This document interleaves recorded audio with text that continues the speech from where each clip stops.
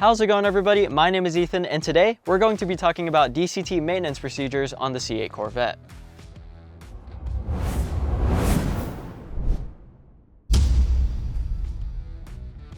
So it seems like in the Corvette world recently, there's been a little confusion surrounding the DCT maintenance procedures on the C8 Corvette. We're making this video today to explain the maintenance procedures for the transmission on your C8 Corvette and what you have to do to retain your warranty on your C8 Corvette. So let's get right into it.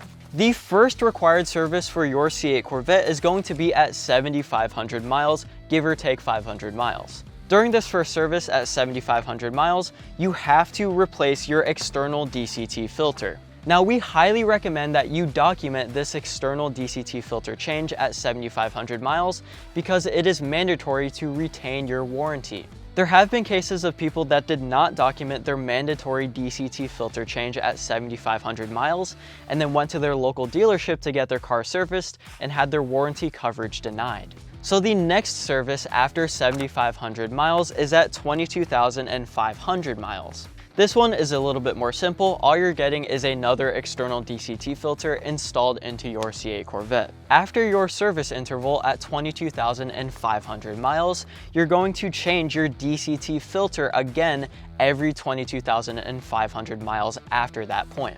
Which brings us to the next transmission service interval on your C8 Corvette at 45,000 miles. At the 45,000 mile service interval, you're getting your DCT filter changed like the last two intervals, and then you're also getting the fluid in your transmission replaced. After you've gotten your transmission fluid replaced, you should be changing your DCT fluid every 45,000 miles or 3 years, whichever one comes first. For most Corvette owners, they're most likely going to be basing this off of time and not off of mileage. So those are the three main service intervals for the transmission in the C8 Corvette. I also have a couple more notes written down here that I want to share with you guys that might help you take better care of your C8 Corvette and clear up a little more confusion. The first thing that I want to mention is that the internal filter for the C8 Corvette does exist, but it's not mentioned in any of the official maintenance procedures. The internal filter is only used to collect big pieces of debris, and if big pieces of debris are reaching the internal filter, chances are the transmission is already damaged. Another thing that we highly recommend is using GM branded DCT fluid or another reputable fluid. Third-party DCT fluid sellers might claim that their DCT fluid is high quality, but you never really know what additives they're putting in their DCT fluid.